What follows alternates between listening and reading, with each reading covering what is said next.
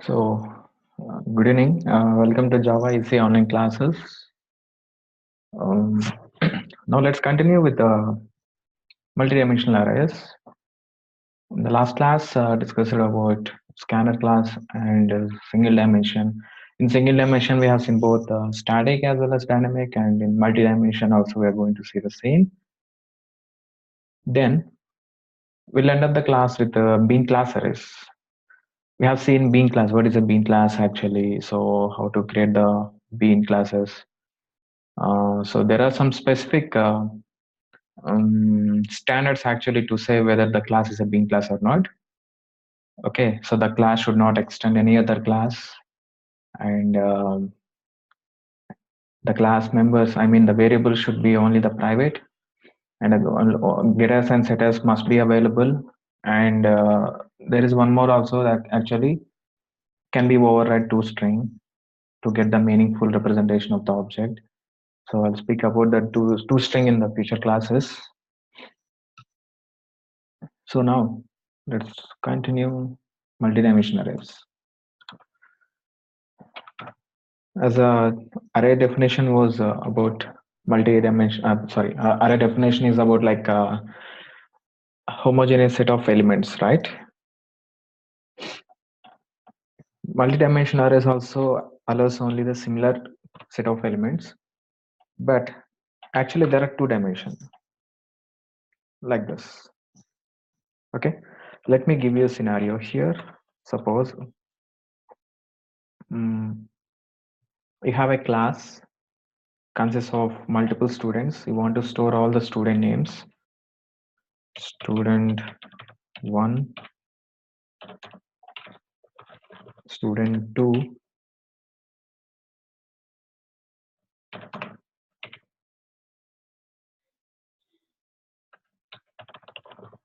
student 3, so on. You'll be storing like this. This is a one dimension. If you have it's only one class, you want to store all the student names or student marks. Okay, one dimension is enough. If you have n number of classes and there are n number of students in m number of classes, then you want to go for multi-dimension like this. Okay, and in every class there will be multiple students, right? So this is class 1's student and comma class 2 students, class 3 students, and class 4 students. Okay, now we are going to store wait. This is all in a set now.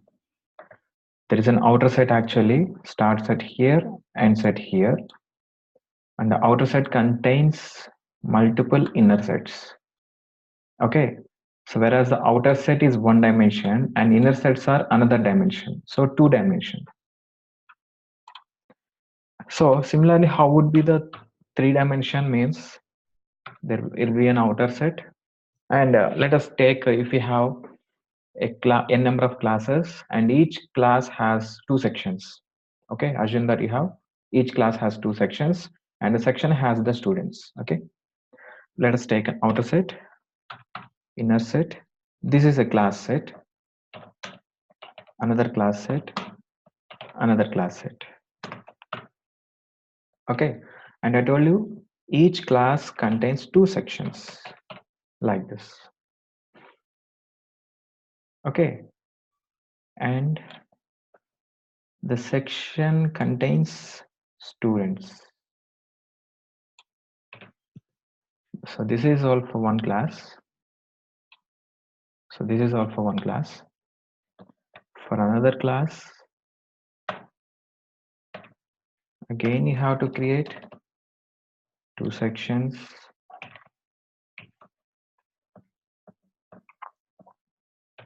like this, and one more class.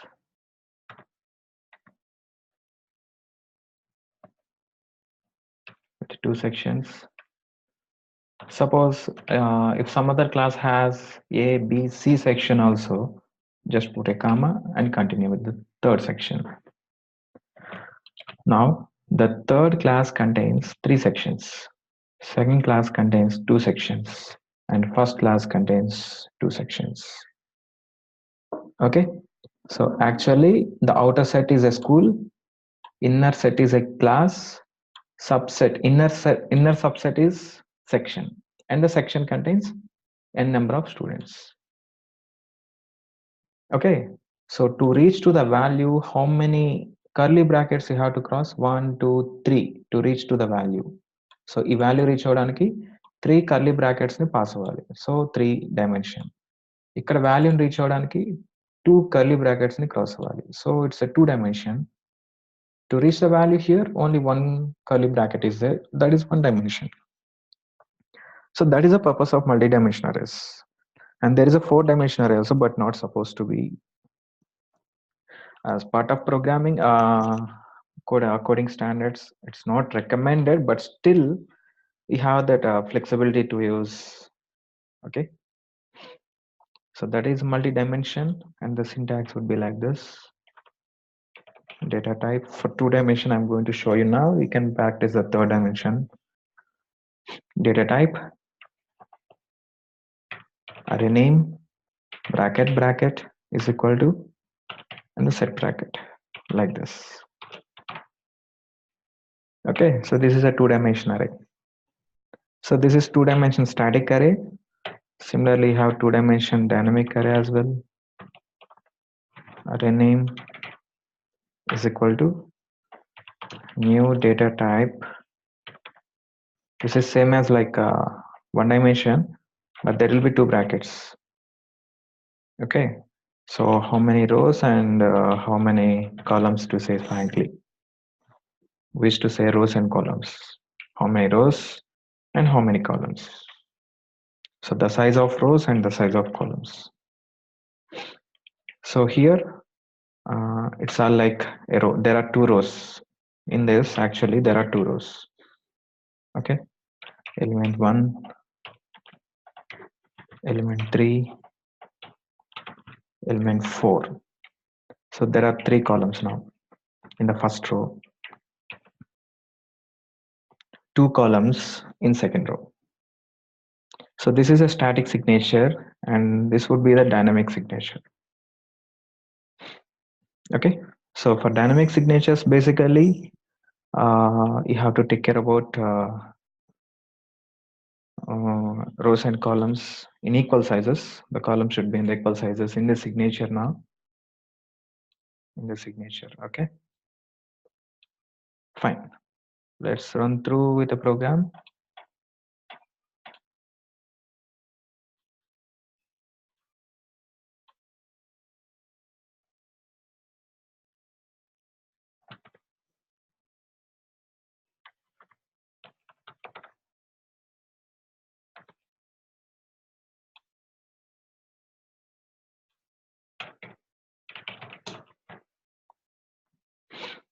So I'll be creating an integer array. Okay, like this. Starting a set. Now in outer set there are 2 inner sets. Okay, then let me pass values.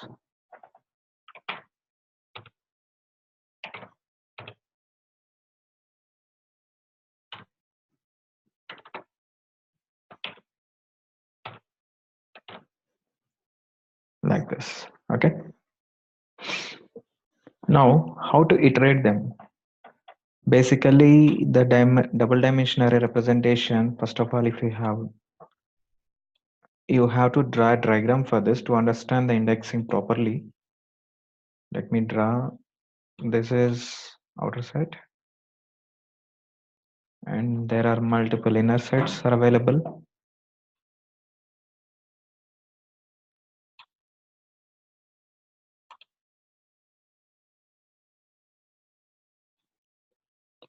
Zero, 1,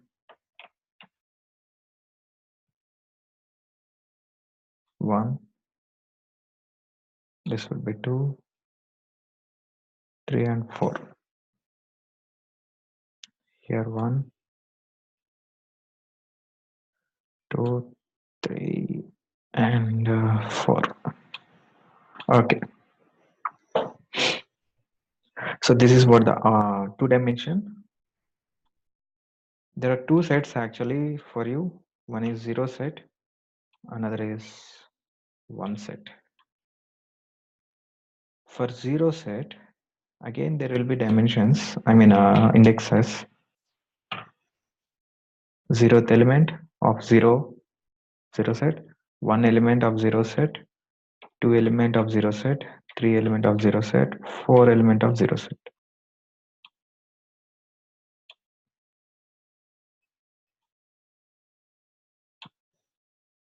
Zero, 1, 2, and 3. See there. Okay, so the column sizes may be different. Okay, it doesn't matter. It won't be a problem actually. Yeah. Now assume the array name is yeah. Array name would be like this is equal to, okay. Now ARR of 0, 0. 0, 0 means 0th set, 0th value. Okay, let me pass the values also.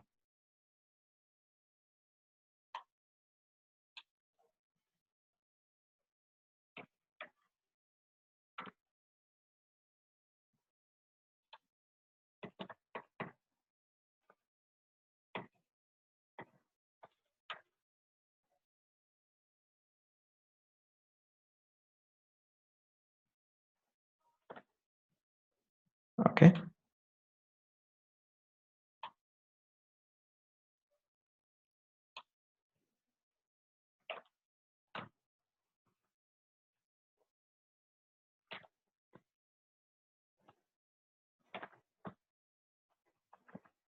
Yeah, like this. Now 0, 0 contains value 99. It contains value 99. And 1, 3 contains, so in the 1 set, what is the third column value? It's 33, right? So it gives 33. So you should have to access the indexes like that. Okay. So once your for loop enters into a set, it has to complete all the iterations which are available in the given set. Okay. Now I'll be writing a for loop based on the same thing. I'll be having a 0 index. This is for rows actually. ARR dot length. Now ARR dot length returns how many sets in the given array. How many are there? Actually 2, right? And one more inner loop I'm going to write here. This is going to count number of elements in the each set. Number of elements in the I set. Okay. So ARR of 0 means the first set. ARR of 1 means second set. In each set, what is the column count? To that column count, you have to run the J loop. Now system.out.println, and if you want to display it in a row and column structure also, you can make it. Now error of I and J, the ith row and jth column. You can add a space to separate them.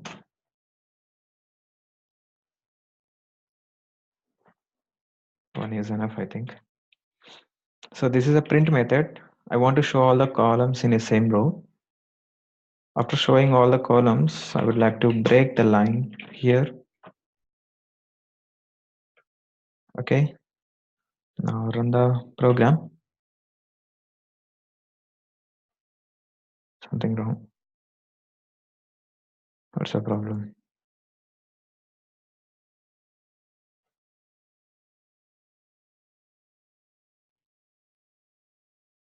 Okay. Sorry. It should be J++, right? But not I++. It should be J++. Okay. This is a J loop. j++ to be happen 11.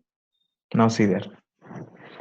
So it completes the first row 2, 4, 6, 8, 10. That is first set. Then after breaking the println line break, after line break, this is happen after the line break. Clear? Okay, now let us see the dynamic multi-dimension.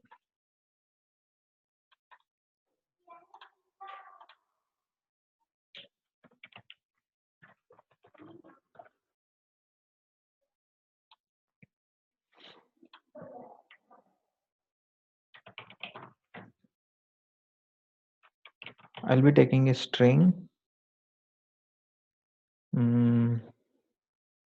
Okay, same array, names. Okay,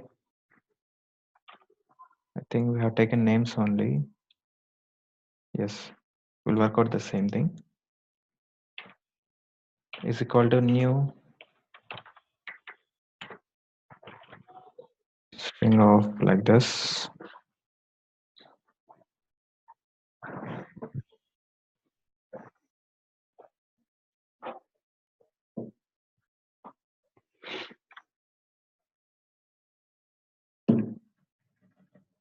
Yeah, before this, I would like to include the scanner class.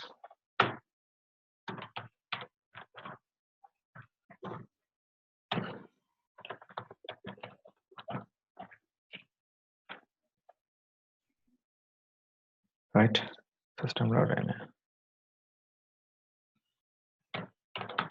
This out, enter how many classes. Int c is equal to c dot next int. That's finished. Next, after taking how many classes, I want to store how many students. Enter how many students. Int s is equal to, okay, c dot next int. Now here I'm going to pass classes count, okay, and here student count. Understand? Now we have to read the values for int I is equal to 0, I less than c, I plus plus. So number of classes times. మీరు ఎన్ని classes ఇచ్చారో అది అన్ని times తిరుగుతుంది upper loop. And inner loop int j equal to 0, j less than s, j plus plus. This is student number of times. మీరు ఎన్ని students ఇస్తారో అన్ని సార్లు ఈ j loop తిరుగుతుంది. Now we have to push the value right, but before that there should be some notifications.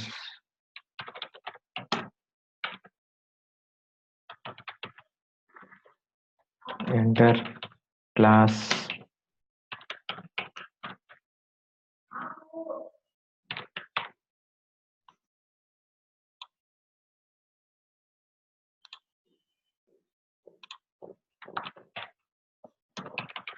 values.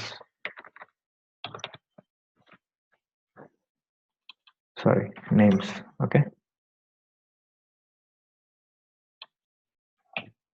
And internally here in the j loop, you can have one more message. Enter student one name. Okay. Then finally you are going to push the values to the names of I, j. I, j position ki move cheyali. Name should be a string. That's why the next method. Then after finishing these things, we have to show the values, right? Here I'm going to have the same thing. Let me change the array name. That's it. Names.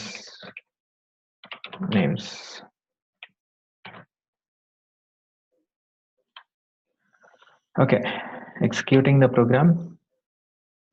Enter how many classes? I have two classes, and there are three students. Class 1 names. Enter class 1 names. Enter student 1 name of class 1 actually. Okay. So ABC, DF, GHI. Finished. Okay. There is some problem. Just a second. This should be a J plus 1, guys, not I plus 1. I'm sorry. Let me rerun the program. Two classes with three students each. Okay. ABC, DF, GHI. So done with three students of first class. Now it will be going to the second class. Enter class 2 names. Enter student 1 of class 2. Okay.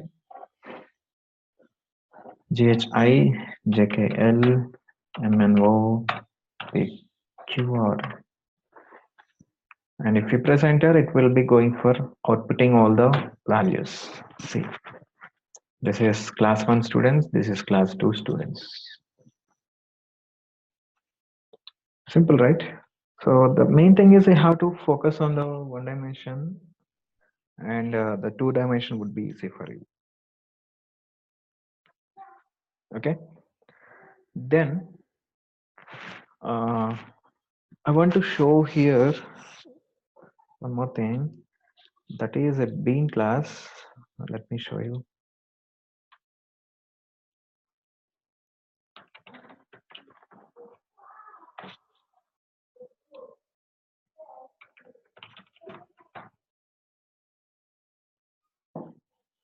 See, if you have a character array, what you're supposed to store here? Only characters, right? Isn't it? Like this. If it is integer, we are storing integers. Okay. If it is a string, we are storing strings. Okay. Now let me create a bean class.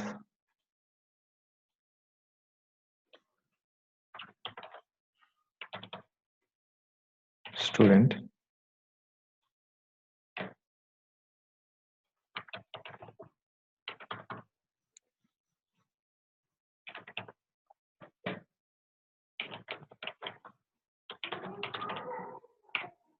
Okay.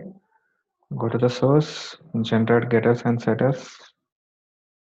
Select all. Then press OK. See. Now this is a bean class.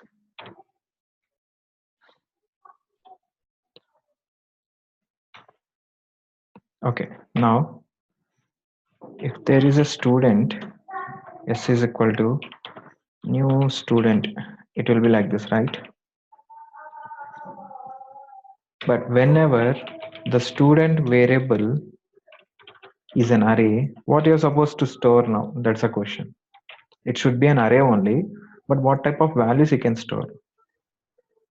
A single student reference variable stores one student object. A student array reference variable can store array of objects. Array of objects means new student, comma, again new student, comma, new student, like this. Okay, this is called array of objects. This is a static kind. So don't think that all the objects are same. Objects are different here.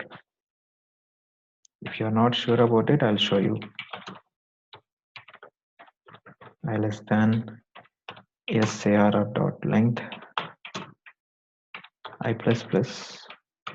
Now if you start showing something out here, SAR of I. If you display this, now we can see what exactly is happening.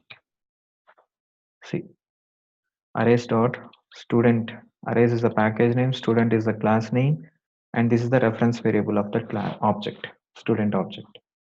Whether our reference variables, I mean reference values are different or not. If they are different, three objects have been created. They're same, only one object has been created. So as there are different reference variables, you can see for every object. So three objects are being created with only one reference, that is SARR. Just simple like an array. So this is a character array with multiple values. This is a student array with multiple objects. Okay. So let us work out the same with dynamic thing. Okay.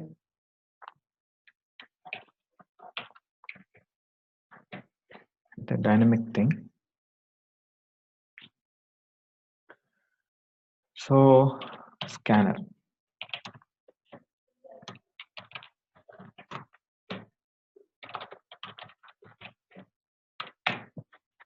Okay.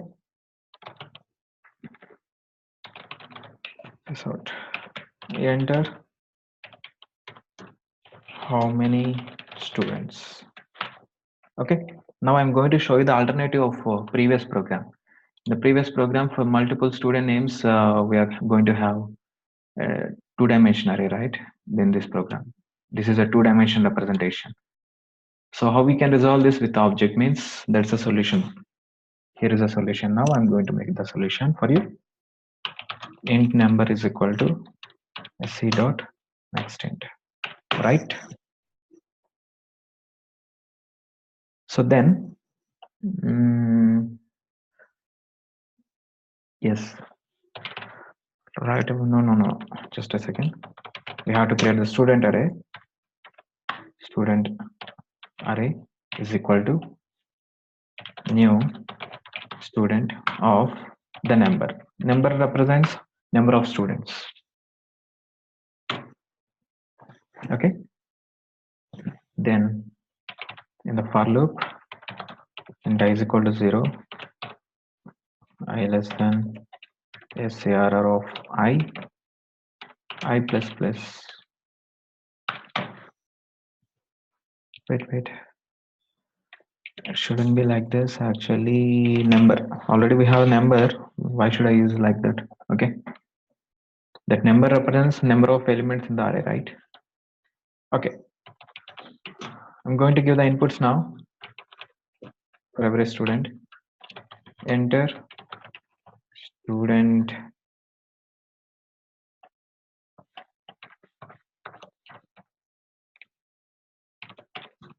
name, student 1 name, student 2 name, like that. So yes, ARR of I. This is the object actually. Okay. To this, I have to push the object. Which object? A new student object. So far, this array was empty array with no objects.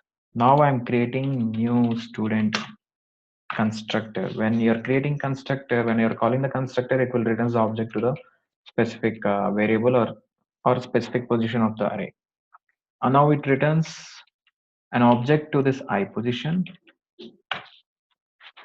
Whenever returning the object to the I position, now we can start. Actually, this can be the first statement. Okay. Now, yes, ARR of I dot. Now we have to set the name of the student by calling a method called setName. SetName is a method of student class, and set AR of I stores the object of student. So now the student object is in the I position here, and by using the same this student object, you are calling the setName. Now what you are supposed to have here is call the next method.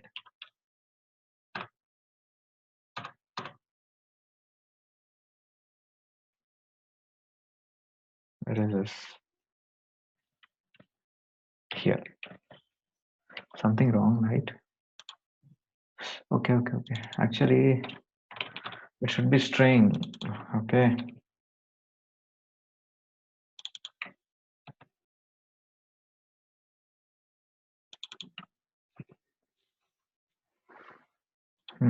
Yeah. So after pushing the name and Enter student 1 age. You can take the age of the student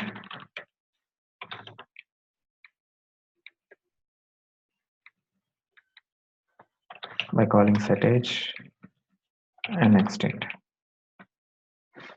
So once you're done with all the values inserting to the array, you can go with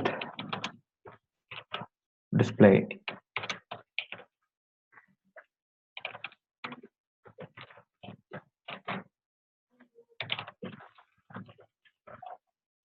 J equal to, it's not required, not at all required.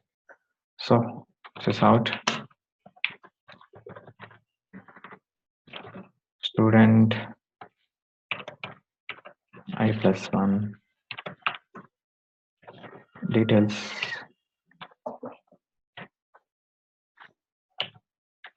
SARR of I. Wait.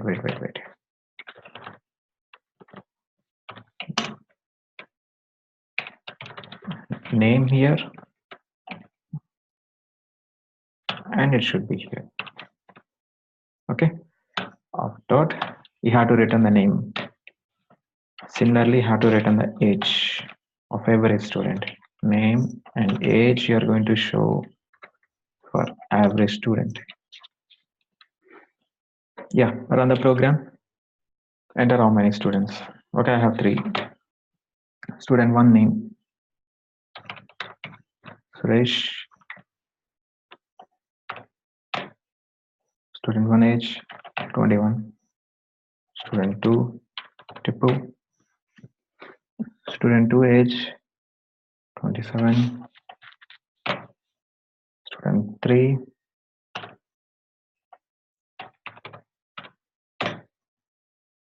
and 30. Now see here, student 1 details, name Suresh is 21. Student 2 details as well as student 3 details. So arrays are not only for primitives, but also non-primitives like user-defined classes, bean classes can also be worked out. Okay. Yeah, so that's all for today, and hope I have completed the topic of today's agenda. And in the next class, it's a new thing actually. That is, we are going to start the OOPS thing, the object-oriented programming, and I'll be starting with the inheritance concept. Okay. Okay, then see you. Have a nice day. See you tomorrow. Thank you.